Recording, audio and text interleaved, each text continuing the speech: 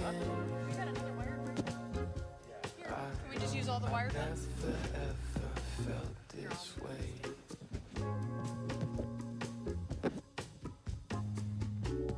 I can't help but feel the way I do.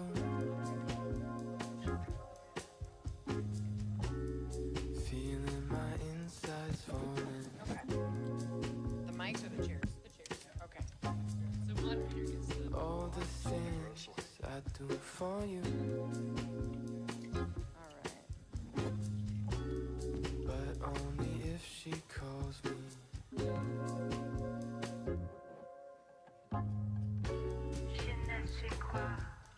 What's your name? I'd like to call you up on the telephone.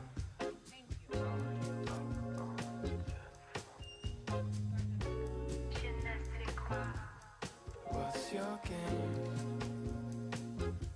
I know I've never ever felt this way.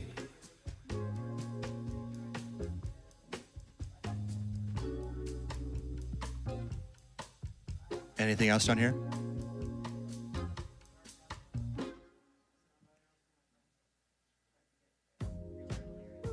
Larry? Oh, I'm trying to talk to someone at the... Casio, laying on my heart just like a Casio. Breaking it apart so we can let it go. Oh, wait another year, that's not original. I'll send a call, alright, let's go now.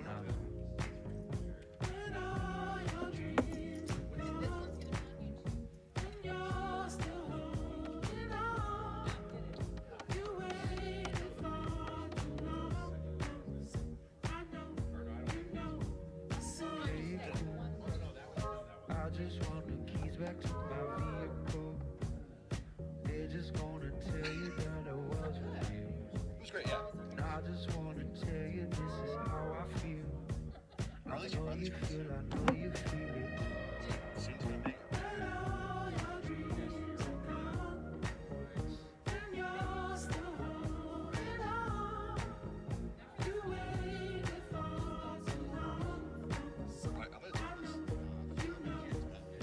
Casio, playing on my heart just like a Casio. Breaking it apart so you can let it go. We another year, that's not original. Send a call, alright, let's go now. When all your dreams are gone, and you're still holding on, you waited for too long.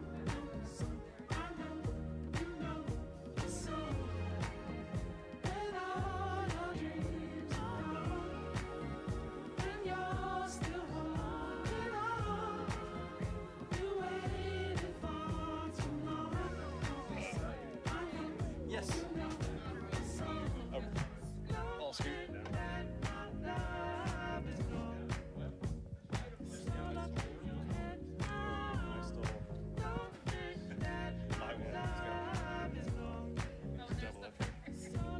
Alright, let's go.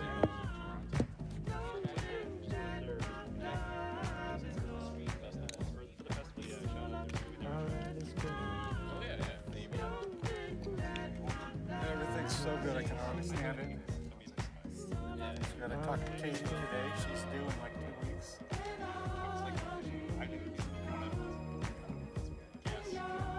The baby's healthy and she's healthy, and her husband has COVID and they're hoping to get over it. She's living in Lisbon. The baby's going to be North American.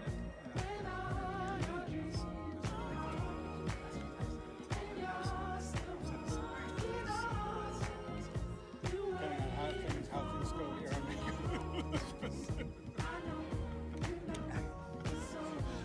But that's what Brandon and I were talking about. I'll go back to London in a heartbeat. well, I think Katie's next month.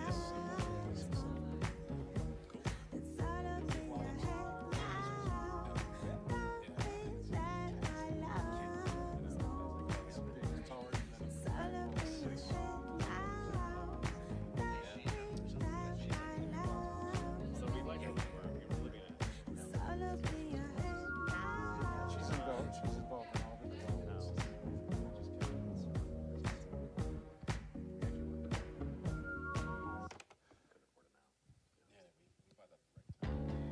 Girl, you're so fly, so fly. You really blow my mind, my mind. Let's not waste any more time. I'll just meet you overseas. We can do it on the plane. I just wanna be with you. I wanna meet you in Brazil. Take you to a place that you've never been before. We can just lay on the beach, fall asleep, or maybe I'd like meet to in Japan. have like a theme. Maybe we can just hold hands. Let's go get drunk and golden ride. Maybe meet up in Russia. So, that's In what Russia. I don't really care who sees. Let's join the Mile High Club. Ladies and gentlemen, this is your captain speaking. I'm gonna ask that on our descent here into Moscow, Here's the deal. So everybody this is live on YouTube, so I don't want to wait. winds are So I getting a want to little get bit started choppy, pretty and soon, like in the next minute there or appears so. to be a shiny black man up there in first class. So there's a networking event going on next door, and they said it's packed. So I said, okay, well He's got tell all his them chains on we're and a getting ready to do-rag. start this panel over here, Is that so that we Thundercat? can hopefully get some more What's up, people back over brother? here. But regardless, either way, it's on YouTube and it's recorded, so you're gonna have an audience one way or another, even if you're not sitting in front of you. All right? Sure. So let me see if I can see Larry up there. I wanna take I think that's This is I gonna be want like us an to just intimate talk. conversation. I just It's want us to talk It's about just it. us, exactly. blues and grays make up my days, He but said he was gonna give me a thumbs up if we're ready. But it's still not. I know. hard to say we found our way when we're lost from the start. So do you wanna He'll come to me. He'll come to me.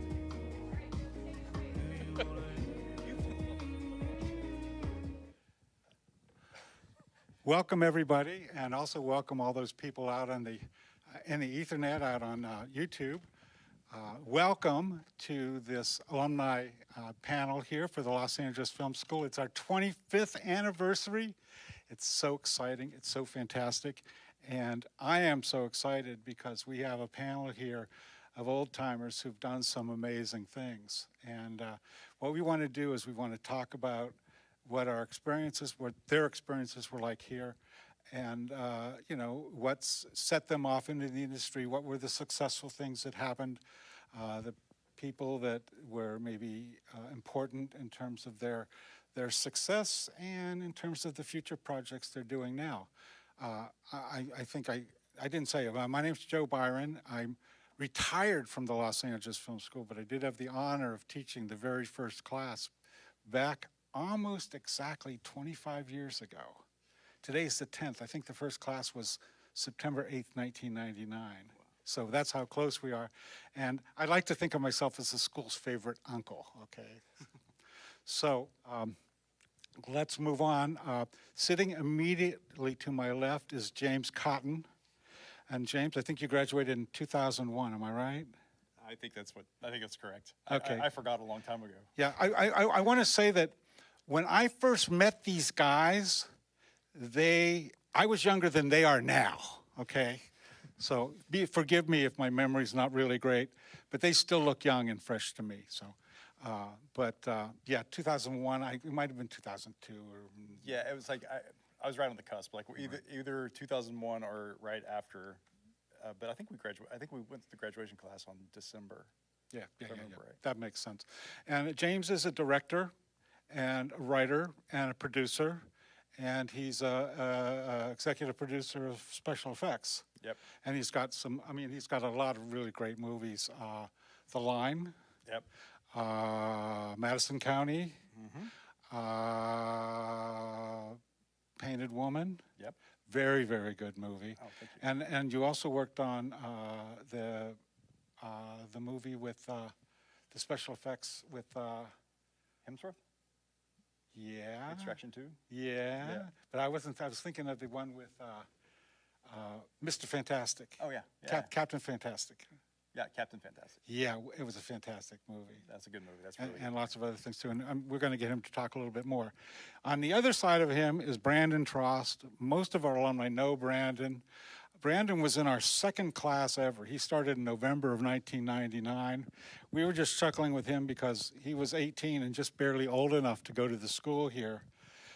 Brandon, I try to remember all the movies, he's a cinematographer and a director. I try to remember, it's impossible because I think you have like 140 cinematography credits on IMDb. There's a lot of movies on there. Yeah. I And can't remember. if you're a fan of Seth Rogen and Evan Goldberg or any of the Francos, you'll see Brandon's name as their DP. He also is the favorite DP of Rob Zombie. It's very true, and a lot of Sonic the Hedgehog lately. Yeah, he's got some really interesting stuff. Tristan Ty, I haven't seen him almost since you graduated, but Tristan he's done one of the hardest things in this industry, and that is to make a living as a writer. Okay, and he was on the staff of The Good Doctor, which just completed. And he has many, many other things, and he's out pitching projects now. So we have this amazing, successful seasoned crew here. And I want to kind of cover three things in this panel. I want you all to talk a little bit about what it was like. Why did you come here? What it was like? What did you think? What was the experience like? And then for Act 2, where the conflict comes in, that's Act 1. Act 2 is where something happened. And I want you to talk about that something happened, what that something was, and it couldn't be more than one thing. And then Act 3 would be, what's it like now? Where are we going now? And I don't want to go down the line and go down the line and go down the line and take turns. We're a bunch of friends here. I want this to be a real round table conversation. But I am going to ask Brandon, since he's like not the oldest guy, he's probably the youngest guy up here, but he has been he graduated from the school first. So Brandon, why don't you start talking about how you got here? Oh, wow. How I got here. Well, I guess first and foremost, I knew that I wanted to make movies. You know, that's something I've known my entire life. My dad does special effects, like physical, mechanical effects, and I grew up on sets with him as a kid, you know, thinking that even effects was what I wanted to do, you know, at the time, and had, you know, my grandpa was in it, grandparents, my whole family has been sort of involved in some way, shape, or form, but it's, you know, as a young kid going to set, it's pretty hard to not think that it's the coolest job in the world, you know, so I don't think I've ever even thought there was another path for me, to be honest, but shifting gears into cinematography was something that took a little figuring out, just because it's, you know, it was a little bit outside of my wheelhouse. As I was a kid, I knew that I loved movies so much that I just wanted a little more, I guess, creative control, input. I think I wanted to get my hands a little more dirty with just the filmmaking process, which is, you know, you're all over it with being a cinematographer. So it was well fitting. And at the time, I mean, I was just coming out of high school. I was 17 at the time, trying to figure out what to do. And I knew I was going to go to film school. But I was going to go to, like, I don't know, a junior college or something for a couple of years, and then go to like a UCLA or a USC or something. I didn't have a plan. I just knew that that's what I was going to do. And I had somehow stumbled across the LA Film School, which was just opening. There was I found some sort of clip online. There was some stunt dude jumping off of the parking garage over here, right? Yeah, like, so I remember seeing, somehow that caught my awareness, and I started investigating it. I came down, it was like an open house. I was like, oh my God, this is exactly what I want to do, what I want to be. And I knew that at the time it was only it was like an intensive program that was very like finite. You know, it was only like a year-long program. You know, now it's like a more like just actual academy that you can go to and get degrees and such. Where with this was much more. It was almost more of a trade school at the time. You know, when it first opened, and for what I think I wanted, that was exactly what I was after. I just wanted to, you know, I remember learning, like, the first day you start, you get a camera in your hands. Get your hands on a camera, yeah, right? and that was what I wanted. And I just got that by coming here. you know. So it's like I was immediately thrown into, and it was the beginning of the school, so the school wasn't fully populated yet. So it was a very small sort of like special group of people that we were all together with. 21 people. Yes. So it was just us few and the entire film school and all this gear and these, you know, teachers that were working film veterans. I mean, there were people that happened to be teaching us because they just didn't have a job right now. You know, it was the greatest place to be at the time. It was like just being in the soup of making a movie. Half the crew I'm working with right now is doing the Baby Grogu movie with Dave Klein. Really? You know, and it's like, Oh, that's awesome. Yeah, Dave Klein was one of our cinematography instructors here for years ago. And who's also someone who I keep up with as well. It's like that kind of gets into, I'm sure we'll talk about just as the sort of ripple effect of just networking can happen from the start of film school. But yeah, I guess just for me wanting to just make movies, this seemed like the right way to go, and I somehow made it work as like an 18-year-old kid, and worked my way through coming here. And then, you know, that led into getting out of school, and then I worked here for like 3 years. I worked in the equipment room here, like as an actual. I was his boss. Joe was my boss. Joe's the boss. This is very true. I was his underling. I mean, I remember when you worked here, Brandon, you were probably 18, 19, and then everyone was already saying, oh yeah, that kid's a genius. Which, you know, I was like, okay. And then it turned out to be true. Well, you know, I didn't mind letting that rumor spread. He was our designated bad cop. You know, when bringing equipment back late was a really bad thing. If you were late, we'd sick Brandon on you, and he'd go after you like a pit bull. I would charge people for being late. I remember you were like the most intimidating 18-year-old there was. I was like, oh, gosh. I didn't want to get him on my bad side. But part of what was so great about that experience of even just beyond film school, just being here, staying with the film school as long as I did, is that, you know, I was granted leave for a week here or there to shoot, you know, a student's thesis, and so I sort of kept shooting with students here. You know, it's like, you know, I don't know how, you know, much that would fly now, but it's like at the time I kind of used the first year here at the film school to kind of push into 3 more years by just working here and staying kind of in the loop with everybody. And it built my whole network even more in terms of like other students that I would meet that would come in like behind me, you know, and who, you know, I can point fingers toward how I got my first studio job later, you know, years later. It's all, it all began here, that's for sure. The tentacles just keep growing, and They do. yeah. I want to say something about Brandon. When he came in here, his father, Ron Trost, we hired him to do demonstrations.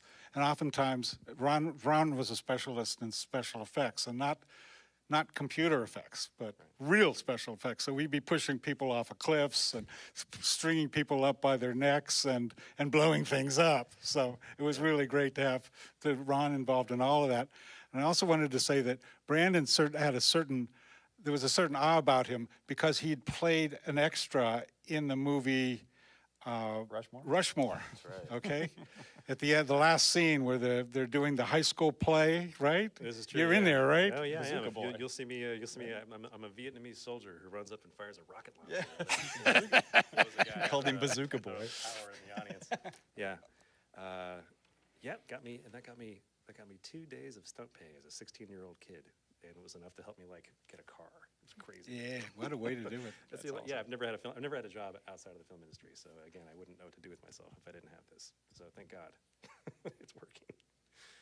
I was the opposite, because like, you know, I'm a kid from Oklahoma, a little town graduated with 50 people, and I don't think that anybody like, you know, told me that I could do this for a living, or like that, you know, you would even accept that. I made movies for my high school, you know, thesis projects or whatever, but like I got lucky because Tuskegee Airmen came to our area, and I was working at a local news station at the time, and you know, I ended up getting a role in the movie that got cut, but I ended up working on the movie for, I don't know, it was, you know, at least 20 days, playing all kinds of background, and I get to go blow up the models with the special effects guys, and, you know, do whatever I could, get the actors out of jail.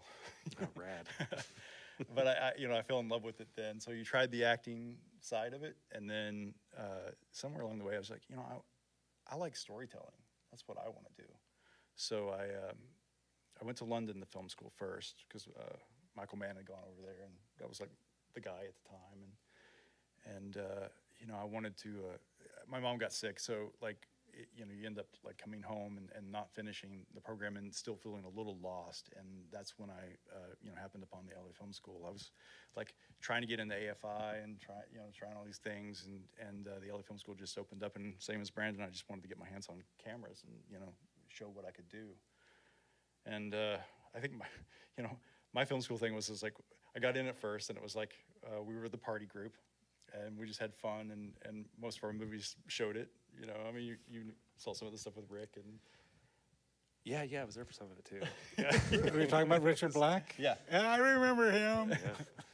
so we we were just having fun, and then at some point something clicked in me. I was like, I think through Daniel Suiza and you, and like, how do I get serious about this?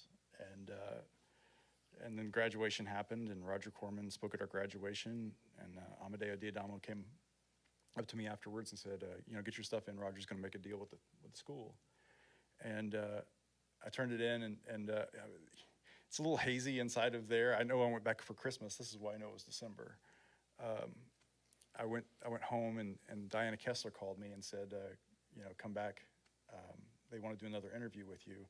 But she set me down for Christmas dinner because I had to leave my folks. And she's like, gave me a book from Steven Spielberg, and it was about Jaws, the making of Jaws. And that's my favorite movie. So opened the first page, and it said, you got the job. And I knew that I was going to be the director of Demon Slayer. And then, and then it just all started coming together. Brandon gets hired, and Tristan gets hired, and I'm making a movie with all my friends, people that I've been around for a long time. And we can tell stories about how Demon Slayer came into existence, because I pushed for a horror movie when I went to interview with Roger. I had that's a real scary movie going on, and then they told us it was about demon prostitutes, and we're going to shoot on the F900, and I was like, this just became a Scooby-Doo episode. So it was like a fun set with like Brandon trying to make up jokes and whatever we come up to, make it a fun, entertaining movie. Yeah, it was really. It's funny. I remember specifically with the F900 part, because this is HD, right? This is like the very first HD camera that really. And it was the first HD movie that Roger had ever done, right? It was, yeah, which was and really, pretty big. That was pretty big. We went to, because at the time they had just shot, I think, Star Wars Episode 2. Yeah. Phantom Menace. No, it was Phantom Menace. Yep.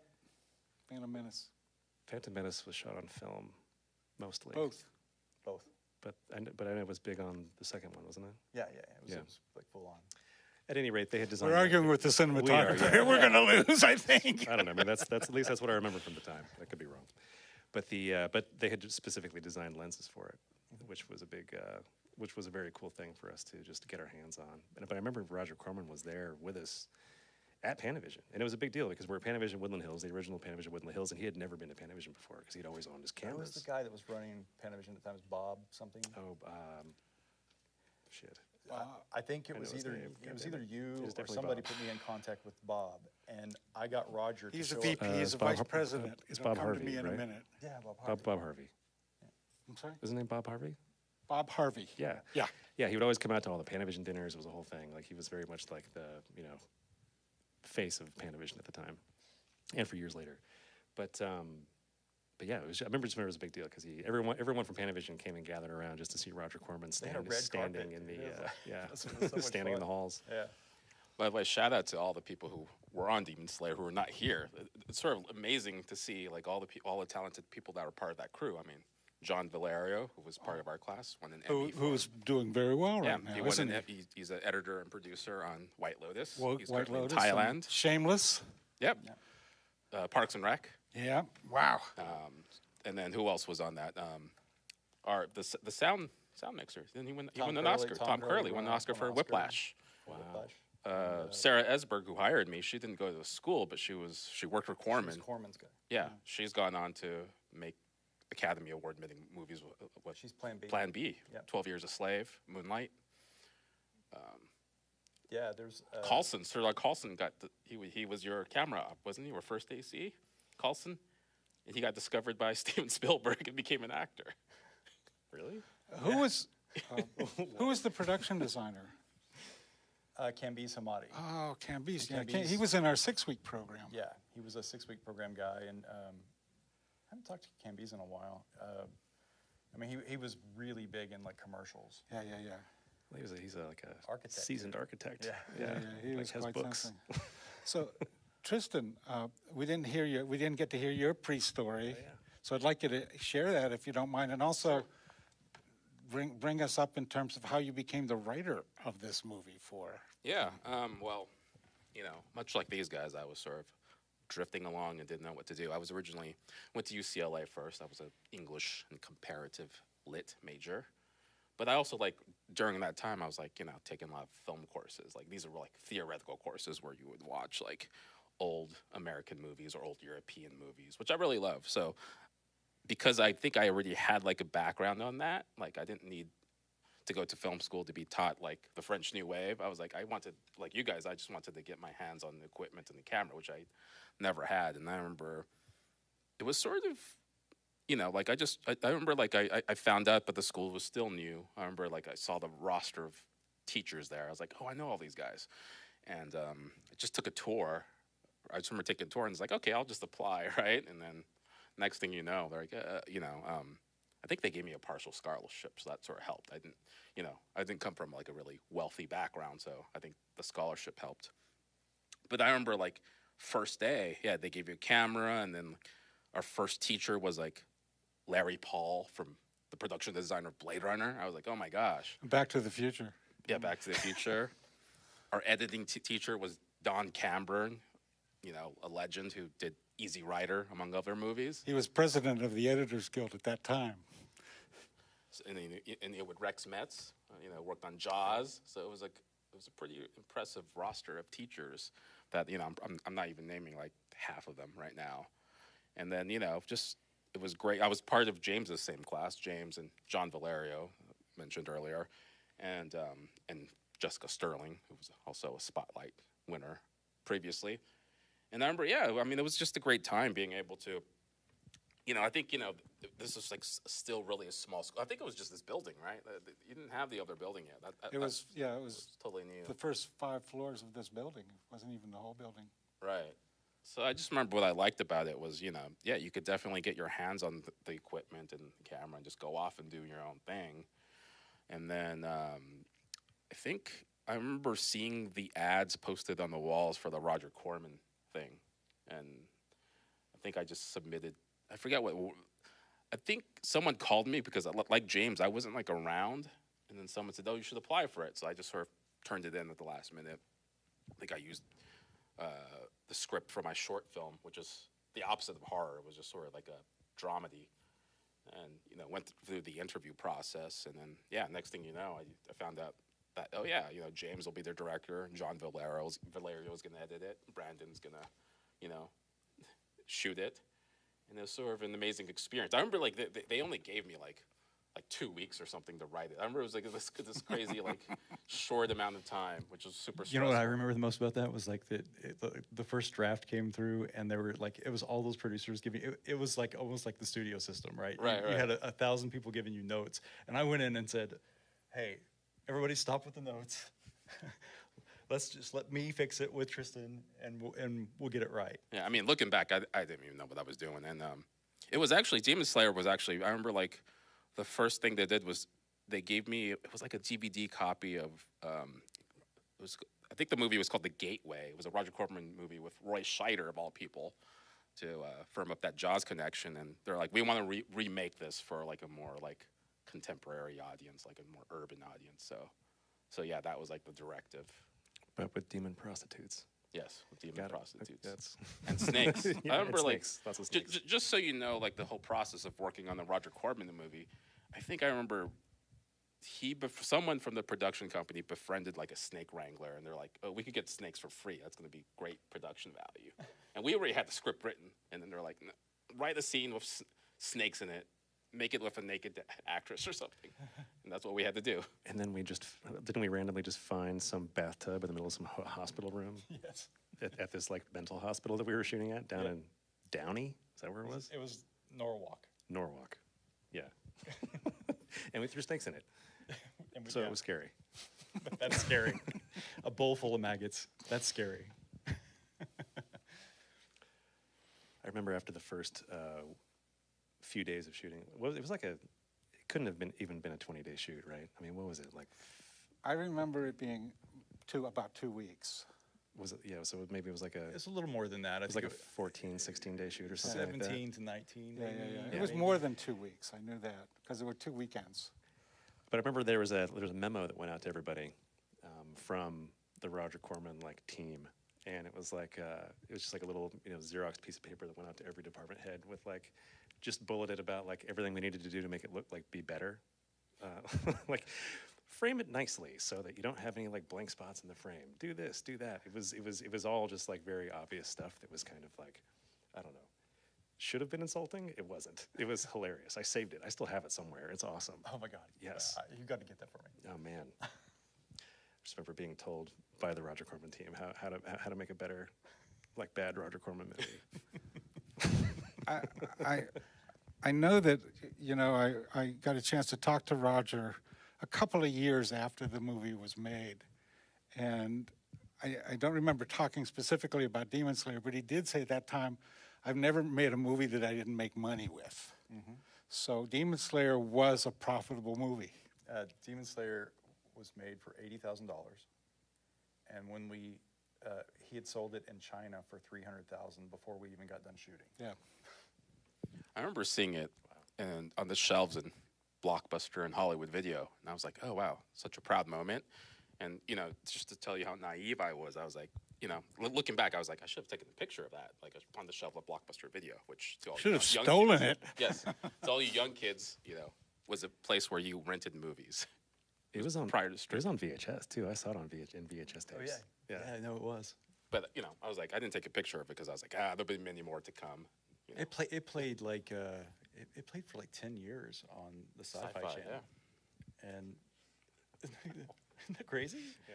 Like and that's what I'm saying. Like I mean, even we were like, at some point, I was like, we're just gonna embrace the Roger Corman of this all. Like $80,000 demon prostitutes, like just make it silly and fun. And we had a really good time making it. I thought, and for that to have built all of us and so many other people, I've been, because I'm going in the spotlight thing, I've been really nostalgic about the whole thing, the whole ride, and the fact that there was so many great people that are doing such amazing things now that all can go back to the Roger Corman movie, and isn't that apropos for Roger's career, If you all, those of you who maybe aren't familiar with Roger Corman, you're not as old as I am or we are, he launched a lot of people's careers, like Martin I was sitting Scor- in that room. I was like, getting this. Roger was running around his office, giving me. I had to shoot with 2 cameras. It was not going to be a 1-camera shoot, and he was trying to give me a lesson on 2 cameras, and just sitting there and going, Ron Howard listened to this, and Martin Scorsese listened to this. Like the list. James Cameron, had to go through this and hear this 2-camera thing. That was, that's amazing, and it's an amazing start. And for it to all come back to a little Jaws book that said I got the job. That's pretty cool. It's just totally amazing, totally amazing. The producers still keep saying use 2 cameras. Get that a lot. My director right now is like, he said 1 camera, and no, it's gone too. Yeah. Totally gone too. Yeah, that's So how it goes. what I remember back when this was happening, because it was a big deal here, because Diana would go visit the set, and some of it was shot here, right on our soundstage. I remember too. There was we one shoot some thing stuff where in they the said echo she chambers? was Yeah. like ripping off the blouses of the women. We need more nudity or something. But I was gonna say how risque can we get in that story, because that's I got stories. But I remember, James, you and I think we went to lunch or something during one of your weekends off, and I asked you how it was going. You said, great, great, great. And And then you asked me to order lunch for you, because you didn't want to make any decisions that day. Because you would learn that that's what a director does. Yep. I was decision free for the weekend, please.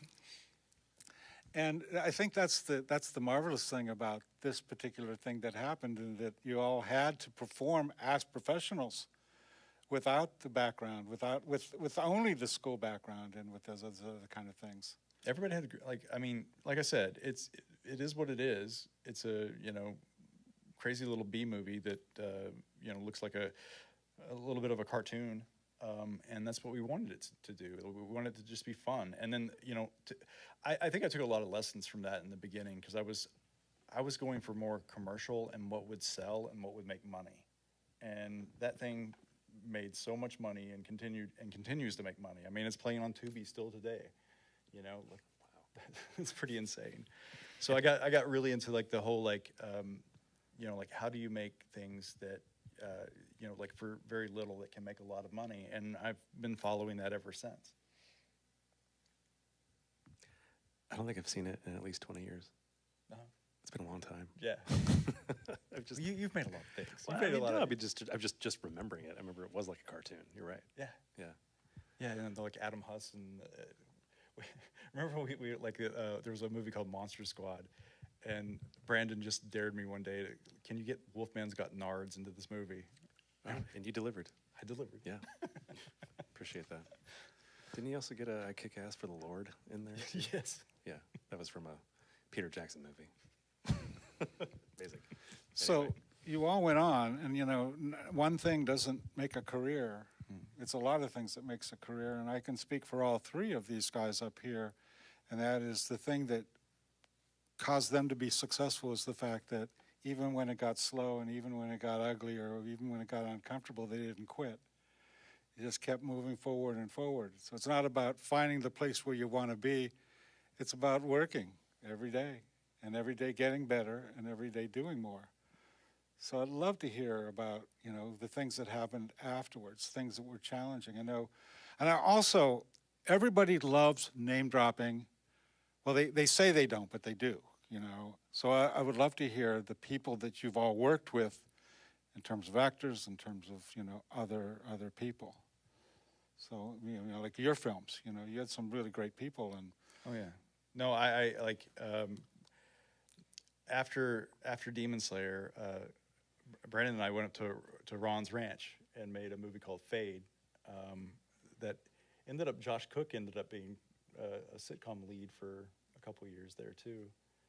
Do you remember this? I do. I remember I had this wind up, spring loaded 16 millimeter spool camera that I got somehow. I don't even know how I got it, like a gift maybe. But it was this perfect amount of I don't know. I mean, it was like a shitty lens that would scratch the film. It wasn't perfect. And I think I had shot some test stuff on it. We knew I had it. We're like, hey, let's just make something with what we can. What do we have? We know we've got, my dad lives up in the mountains. Great. Got a location. We can do that. We know that my dad's got some effects. So maybe we can have some bullet hits or something. I know that we did that too. Yep. And then we decided to make this World War II short film. Yeah. Up there with some friends. Yep. And it was a lot of buddies that we were they're most people you were in school with at that time, I think, because Amanda came up and worked on it, and Amanda Trays, who's shooting a TV show right now. She's doing well, isn't she? She's another Demon Slayer person that's doing. Yeah, she was wow. Demon Slayer, yeah. We need to get Amanda in here. I keep calling. I keep trying to reach out to her, but she's always too busy, which is always a good sign. That's right? a good sign. Yeah, she is. She's. I saw her recently. She's just in the middle of episodic right now, so she's just buried. But yes, which is awesome. It's so cool. Yeah. We just grabbed a bunch of people, and we would laugh about it because it was go cleanse ourselves of the Demon Slayer stuff. Mm-hmm. Because we just ended up getting into rhythmically, what was the challenges of that show, and how to perform this on $80,000. So let's go do something that's a little more artistic. Use the cameras that we have, but tell a story that the cameras mattered, and I was really proud of that, and through that I ended up writing a movie called Sugar Creek that because talk about how hard it gets. My next phase was running out to Arkansas and Oklahoma and sitting on my dad's couch for 2 years. After that whole 2 years, I'd raised $300,000, and I remember I lost the first $10,000, and I was like, well, I guess we're making this movie for nothing. But I ended up, making this movie, and if Robert Miano wasn't on that movie, I had Rain or Shine, who is just in the new Kevin Costner movie, and I used to have like quotes from him in movies on T-shirts in high school. So like, it was really cool to get him to do it. And who else was in it? Like, Kevin Gage, because Brandon had introduced me to Kevin Gage back in the day, and Who is famous for being Wayne Grow in Heat. yes. So here I am with my Michael Mann thing, trying to get every Heat actor I can work with. I'm working with Al Pacino right now. Whoa. So anyway, we did Sugar Creek, and if Robert Miano wasn't on that, he was helping get together a movie called La Linea. And once I got hired, I mean, they had $1 million. They wanted to do a drug cartel action film in Mexico, and I was totally down. And it was going to be the biggest thing I'd ever done. But when they got Andy Garcia to say that he would do it if he liked the lead, and we got Ray Liotta the next week. And once you had Ray Liotta and Andy Garcia, you could get, I got Isai Morales, Danny Trejo, Armand Asante, Valerie Cruz. I brought Kevin in for La Linea, and had Joe Morton, Bruce Davison. This was an amazing cast, and the budget went up to like $5 million, and I was like, that was the heaven part of the career, right? You're on this big movie set, you're the guy in charge, you're going to Tijuana, Mexico, and trying to pull off this action film, and I'm very lucky, very blessed to have just had a little string of events that happened that landed me with that, and that movie's, somebody at Cannes told me this year that the foreign on it's up to $40 million. Wow. So, knowing that I'm still making movies that make money is pretty good. Still making money. I wish I did. Yeah, I was gonna say, do you get any of that? I get nothing.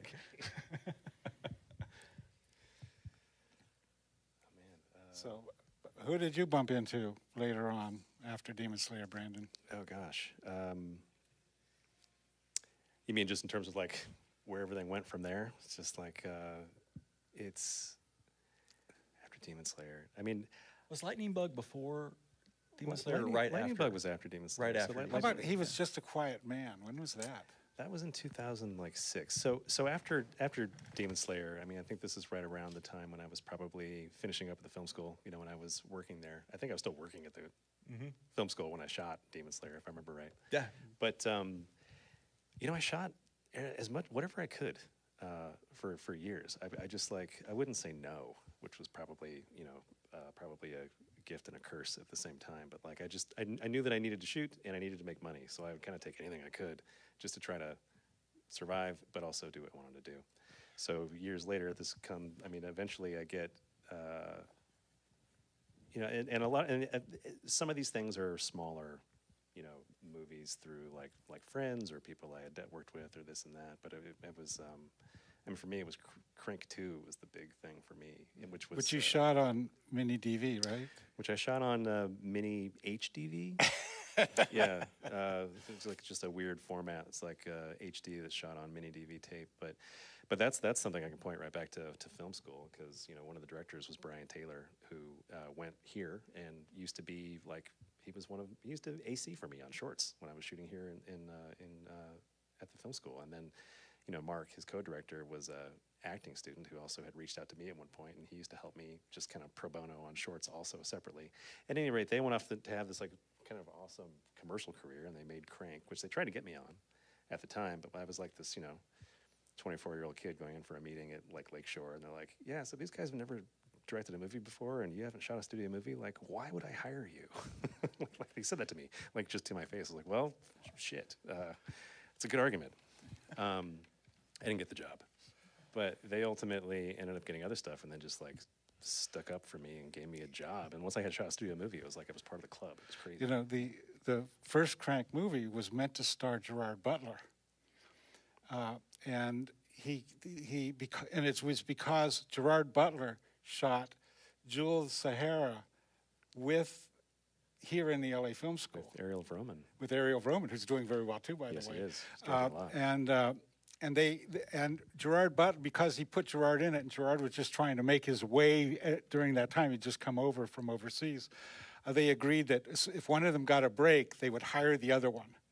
And so they were going to hire, when Brian got the okay from Lionsgate to shoot Crank, Gerard had just done 300, and he was a top star, and he was committed.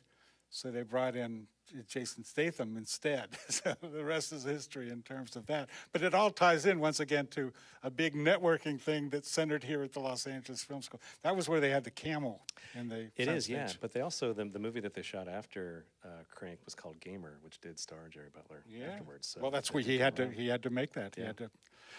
Oh shoot. You worked on another project with Brian, right? Didn't you work on I did. We did Ghost Rider 2. Ghost Rider 2, Spirit of yes. Vengeance. Yeah, I've done a lot of sequels. You were the sequel guy for a long time. I still am, apparently.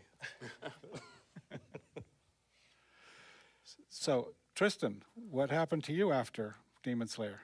Right after Demon Slayer, I'd say the next job I had was over at this now defunct network called G4 TV. It's a video game-based network owned by Comcast.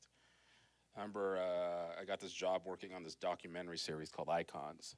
But much like Demon Slayer, where a lot of people have gone on to bigger and better things, G4 was like this breeding ground of talent. I remember Right. Olivia Munn was sitting in a Right, cubicle right. just a few cubicles down from me. I remember, our DP for our in-house DP was Joe Lynch, so I would go out with him and shoot interview. He's a director now. Great podcast called The Movie Crypt. Yeah, I've done that podcast Oh, with yeah? him. That's funny. That's awesome. Wow. So yeah, we would go out to like Pittsburgh and shoot all the locations from Night of the Living Dead or Dawn of the Dead. Interview George Romero. So I got to interview tons of people Tarantino, Robert Rodriguez. I got to go to the Playboy Mansion to interview Hef, Shepard Fairey. So that was a great job. But it wasn't. It was documentaries, which is not something I wanted to stay in. So, eventually I just, there were a lot of definitely ups and downs in my careers where oh look, I just got the meeting at Circle of Confusion or something with the the managers who rep the Wachowskis. My career is gonna get made, but nothing would happen after that.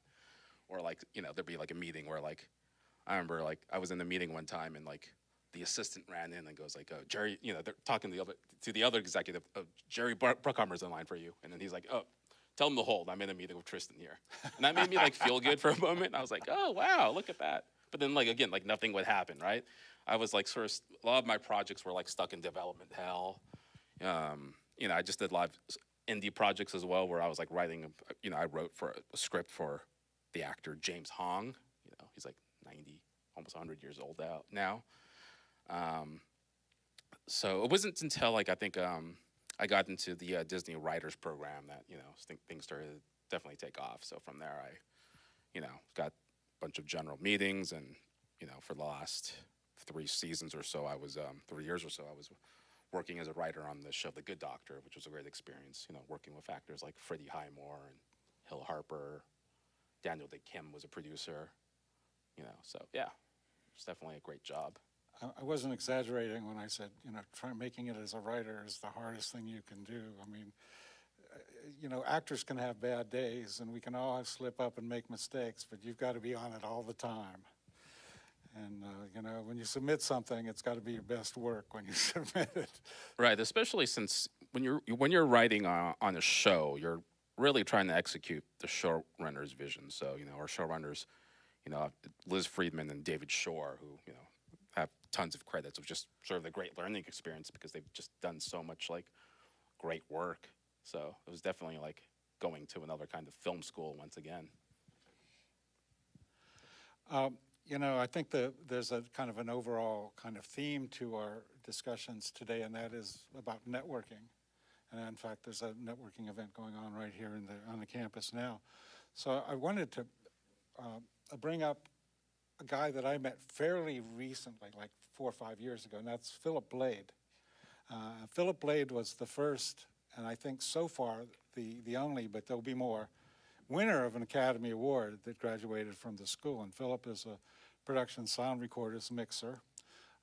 He graduated from the Lars side of the program, and he won his Oscar for Sound of Metal. And I know that you've both worked with Philip. I mean, so I'd love to hear about what it's like to, not just with Philip, but with others, when you cross people that maybe you didn't know that came to the LA Film School, and maybe share stories, or how that all. Well, I can take that because, like, I'll give you the wind up to that, which is like, for anybody out there, you can make it to La Linea and making a lot of money, and for somebody else, but I was on a Ice Cube movie for $20 million that fell apart, and about 3 other things that just like in cascading order fell apart. And then after 3 years, this is the goal for everybody, is like, work hard to get the next thing to happen within 3 years, because after 3 years you're ice. And I was in the ice cold phase, and my guy that did my color on Sugar Creek had opened a post house called Local Hero, and I ended up getting 15% of that company and going in and learning color and visual effects, and it was a nice, like, I was managing the whole shop, so it was like a really good place for me to make a check and still like continue to work and get things to happen. And along the way there, Eric England was another alumni of the film school. Was a guy from Arkansas, so like I had the kind of background with him, and he said, he called me, and I don't know like if our mothers went to the same beauty salon or something, but like he called and said, can you help me? And I said, look, I'll help you get, like, talk to your investors. I can show you how, a horror movie done for the right amount of money can make money. And he wanted to make a movie called Madison County. And I helped him get the financing together and close the deal. And he went out to Arkansas to make that. He wanted me to be in the movie, so he flew me out to be in the movie. And Philip Blade was the sound mixer. Wow. And I met Philip, and he's an awesome dude and really talented, knew what he was doing. So I was, one of the next things that happened for me was some friends of mine wanted to make a movie called Hansel and Gretel Get Baked. And it's Demon Slayer with more money. But I ended up getting the money together for that. It was like one of those things where I went into every pitch meeting, and like everybody go like, well, what else you got? And I'd be like, well, Hansel and Gretel told modernly if the witch was a pot dealer in Pasadena. And they're like, oh, what is that? And I had like this ongoing thing where like it went up to like, who's going to give me 2 to make this movie? And we made it with Carrie Elways and Laura Flynn Boyle and Molly Quinn and Michael Welch from Twilight, and Mark Morgan who produced Twilight was the producer that helped me get the financing together. So I ended up bringing Philip onto that, got him in the union, and wow, setting his career up. In fact, right now I'm working on Bernard Rose's King Lear movie with Al Pacino, Jessica Chastain, and Peter Dinklage. Nice. And I'm producing visual effects, the volume stage, and all of post. They should be giving me a co-producer credit, but we'll leave that. But I brought Phil onto that, so he's supposed to be here today, but he couldn't make it because I got him a job. Yeah, I mean, I first met Phil, and I think it was some sort of like Zoom meeting that I think maybe you had set up, Joe, at some point or something, with like a bunch of alumni getting together and talking just about whatever, I suppose. But I did work with him in the wild. I shot this movie called Coyote versus Acme that no one will ever see now, apparently. Really? Zaslav. Well, do you know about this? So there's this big Warner Brothers movie called Coyote versus Acme that they shelved it as a write-off, so it's just not going to get released. So it's just gone, just flushed away. At any rate, we were in New Mexico shooting it, and he happened to be on the crew, and it was just like, oh man, you're on this. This is great. And it's like, I don't know. I think when it comes down to someone who else has gone to the LA Film School, you kind of see them in the wide, and you're like, oh, you get it. I don't know. There's just like there's a little bit. There's something there. Absolutely. But it was great. I mean, every day it would be like, man, this is like we are just out here in the world doing this. This is this thing we wanted to do, and now we're just doing it because we sort of found the means to do so, and this was a big part of it. Phil's doing amazing stuff. Like, I mean, he's been out in Albuquerque, and he's doing all of Ari Aster's stuff, and it's like That's great. Oh my gosh, that's right up his alley too. totally right up his alley. Yeah, I talked to Philip for the first time, and like I said, he actually called here and said, I just won an Academy Award. Who do I talk to? And I said, you're talking to the right guy. And, he's a guy you get to know immediately, because he like really wears his life on his sleeve in a lot of ways. And he said, by the way, are you related to Katie Byron? And I said, yeah, it's my daughter. And he says, I love her. We worked on Come On together. And then they also worked on The Curse together. That's right. Yeah, I knew that. So, it's like, I just love it. I love to hear about these circling people that you helped me and they helped you and connected in all kind of ways. Any other, like, kind of cross-pollinations that you can think of?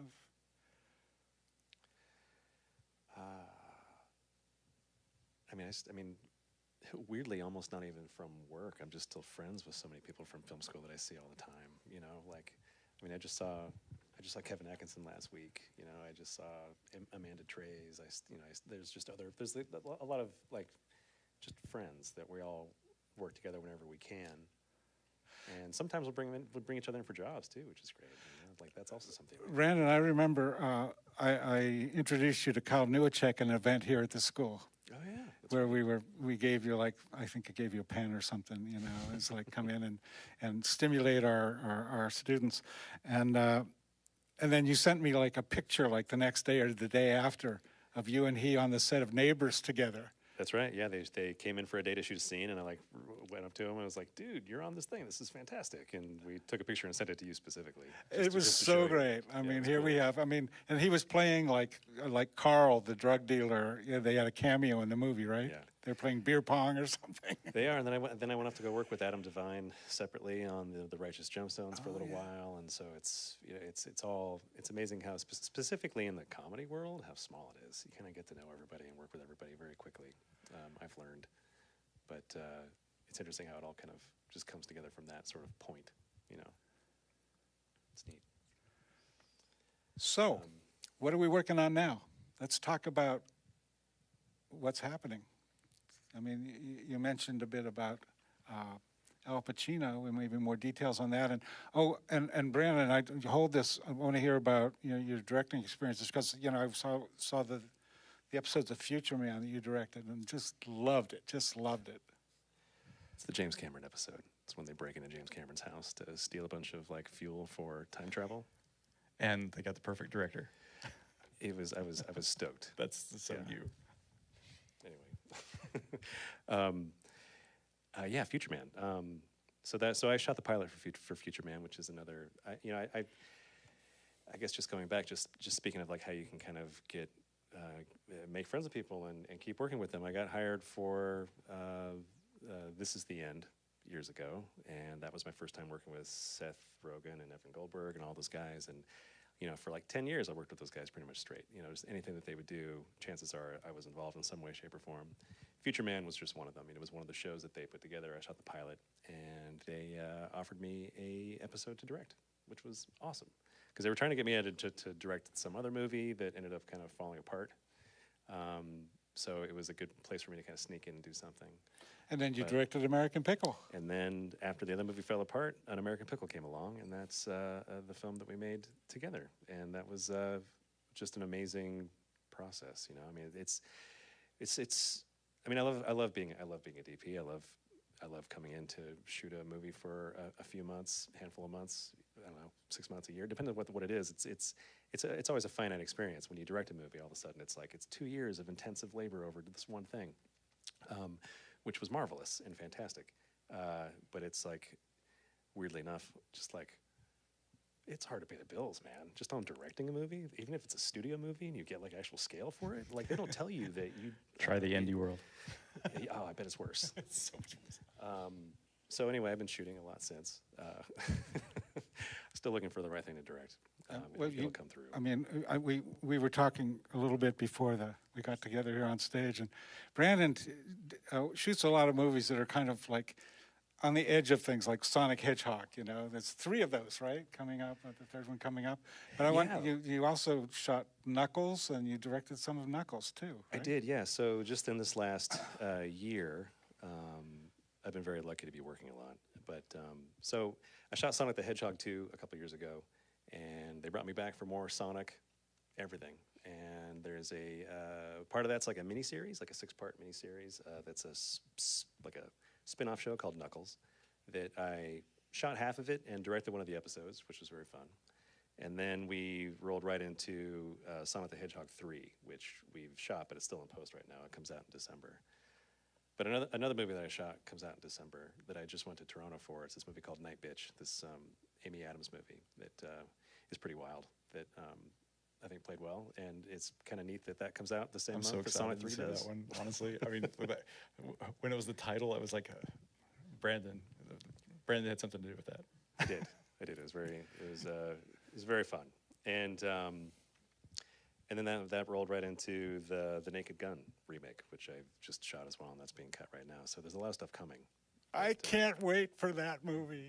Now, Leslie Nielsen's not with us anymore. I don't know if it'll be the same. I hope I'm not let down. But Well, if you shot it, Brandon, I'm really excited. I mean, Liam Neeson's the new Leslie Nielsen, so I think it's pretty good. I don't know. He does it well. It's like Taken, but it's funny. No OJ either.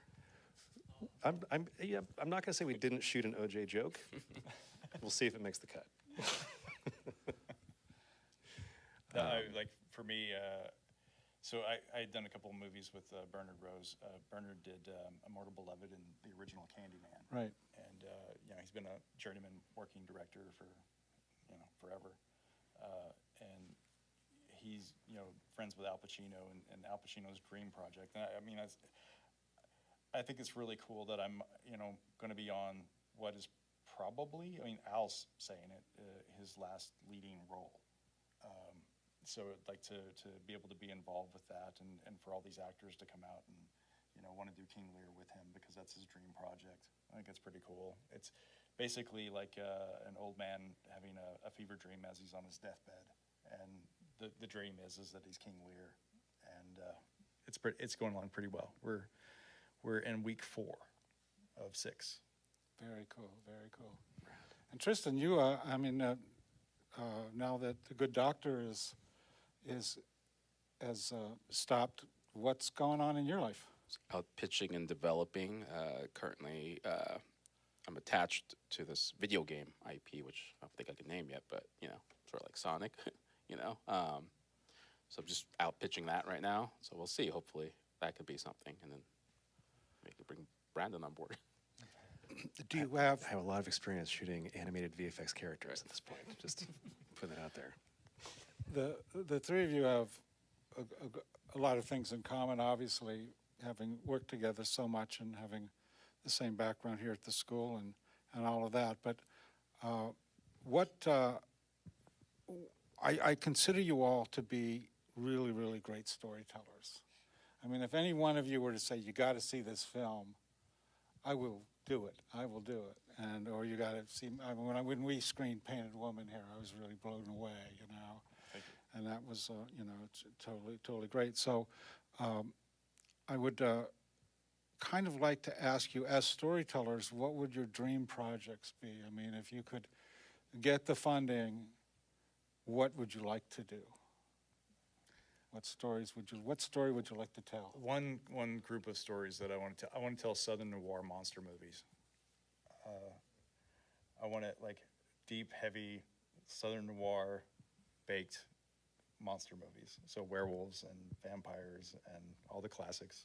I've got this picture of a swamp thing, Oh yeah, no, absolutely, yeah. Like I got one, called The Bull Who Cried Wolf in Gore, Oklahoma, and that's one that is really dear to my heart that I'd like to do. And honestly, Sugar Creek was it was difficult because like I had a dream of something way more than the $300,000 that I could put together, and you know, I'd like to do an updated, do Sugar Creek the way that it was meant to do. Just call it the Horseman, and do it right, and talk this guy into doing it because he was supposed to do it the first time. Nice. I'd come back. I'll do it. Do you want to direct more, Brandon? I do. I mean, and it's, you know, I'm sort of always in the process of trying to find what that next thing can be. But like you've been saying, it's just like you know, you have to have a bunch of different plates spinning and try to see what you can get to go, because it's just really hard to get a movie made these days, especially. So we'll see. I've got a couple in the mix, but God, what would I do? I mean, it's got to be Conan. It's Conan the Barbarian. I mean, that's all what I've always wanted to make. Or you know, something. I haven't done a lot of space sci-fi stuff yet. Little bits and pieces. Yeah. I think that'd be fun. But I don't know. I mean, the thing is, I like to just make kind of. I've always just liked making movies for me. So it's almost like hard to really pin down something I want to do specifically. You were the same way as even back then. You know, you were the same as me. It was like we like telling stories, so it didn't matter what story you threw in front of us. You know, like. Yeah, it's like, is it good, or what's the best way to tell it? Right, right. Yeah. Right. Well, I remember all of you. I mean, it was always about the excitement of the project. You know, it was like, you know, Brandon, you didn't care what kind of camera it was. Let's. I still kind of don't. It's the lenses mostly. That is. Don't tell anybody. And that is so great because I used to encounter so many students and say, okay, I need this, and they do this technical blackmail on the producer, saying we can't do it unless we have this, and you've always managed to pull that off. Tristan, what genre do you want to work in? Well, I am planning to direct a short film later this year based on a longer feature I have. It's sort of like, all I can really say, it's almost like a Eyes Wide Shut meets Midsommar sort of deal. Just something crazy like that. Comedy? A little bit. Yeah, cool. That's awesome. All right, kind of a last cycle here. Advice to few people graduating within the last couple of years. I know the industry is very soft right now. It's very difficult, but we know that, you know, these things happen in cycles, and hopefully it's just another cycle and not anything more than that. But what advice would you give to anyone who's trying to build a career? I would say, I mean, just, it's sort of a cliche, but it's true. I mean, this is a marathon, not a sprint, really, you know. I mean, there's just going to be a lot of ups and downs, and I think the difference between the people who have done well and versus those who've left is it's just persistence, really, you know. It's like, I've met so many people who understandably have had to leave the business, you know, and then, which, you know, they've had to raise the family, and you know, we all have families here, so, but there's just going to be a lot of ups and downs, basically, and you just have to, you know, figure out a way to get that next project made and whatnot. Yeah, it's very true, the marathon aspect of it too. I mean, it's impossible not to say that luck isn't involved, you know? I mean, the thing is, like, you never know where an opportunity is going to come from and, like, what star is going to connect that allows for what the next job is. What you have control over, though, is how prepared you are for that opportunity to arrive, you know? So it's like, and that was something that, at least for me, it was just really like, work, keep practicing. Like, I don't make money doing this, great, but I've learned this, or I've met that person. It's like, maybe I might make some money on this and I learned nothing, but at least I made some money. Like, it's like just trying to, like, always just inch your way forward the best you can, and then if you're able to stick it out, there will be an opportunity there, I think. I also think, don't be an asshole. I think that's maybe like the number one thing. Don't be an asshole. Most important thing. Man, that is one thing that, like, no one likes anymore. Well, I'll also add, just like, you know, continue to build your network. But I think a lot of the mistake people make is when they think about going to a networking event, they're trying to network up. That's a mistake. You network horizontally, and you're just there to make friends, basically. You know, just be a pleasant guy. Don't be an asshole. Don't be like, oh, I just met this guy, I'm going to ask him for a job. Just actually, be a friend first. I sort of followed like my acting coach when I first started acting. he said, if you love anything else in life, go do that because this is fucking hard. Amen. So like I lived by that. It was like every day, like, can I do 10 things that will better my career? And, you know, and that way you could be prepared when the opportunity arose. And, you know, we're all just, you know, constantly cooking, waiting for the next opportunity. So like, that's the best advice. And, you know, my other thing is like, help people. That's not being an asshole, you know, help people. You never know who you're going to meet. You never know who you help that's going to go on and do great things. You don't know when you can call them back to help you with something. You don't know what the next opportunity is. So, you know, be good to people, help them out. You know, I try to give back to the alumni here and help people get their next things going, or, you know, whatever, because you just never know what that's going to cook for the future. And if I can be known in the end of this as somebody that, like, you know, helps a whole bunch of people get started, that's not a bad place to be either. I've worked with a lot of assistants and like PAs and people that are like, you know, traditionally on the sort of lower end of the chain that I'm now working for. I've worked for a lot of people that have like made these steps and like have entered like junior level executive positions and stuff like that. And all of a sudden it's like well, first and foremost, they were always your peer. And that's why that's always like what you're saying, treat everybody with respect, because it really is, you're like paying forward on this like promise to do this all together with everybody else in this way that is only going to help you if you're good about it. I mean, it happens all the time. See really good advice. Attitude is everything. And if you're trying to convince everyone, or not trying to convince everyone, if you're working hard to tell that story and working collaboratively and cooperating with everyone else and willing to do whatever it takes, people notice and they're going to want to keep working with you. Also, you don't want to be the only asshole there, and if you can't find it, you may be looking in the wrong direction. But I mean, the funny story that I would say is I would sit in the hotel room when everybody came back from the bars at, you know, while we were making La Linea down in Tijuana, and I had my desk at the, you know, inside of my door, so that as everybody walked by, they knew that I had it under control. Yeah. And if you can make people feel like that you know, whatever you're doing on the movie, that, you know, that you're there and you have control, and that you're there to help them make the movie better. Yeah. Amen. I love this industry. I love this school, and I love you guys. I love you guys because you have the passion and you have the generosity to give your time and to share this specialness with everyone else. Let's hear it for the entertainment industry. Let's hear it for storytelling. Thank you all so much. Thank you. Thanks, Joe.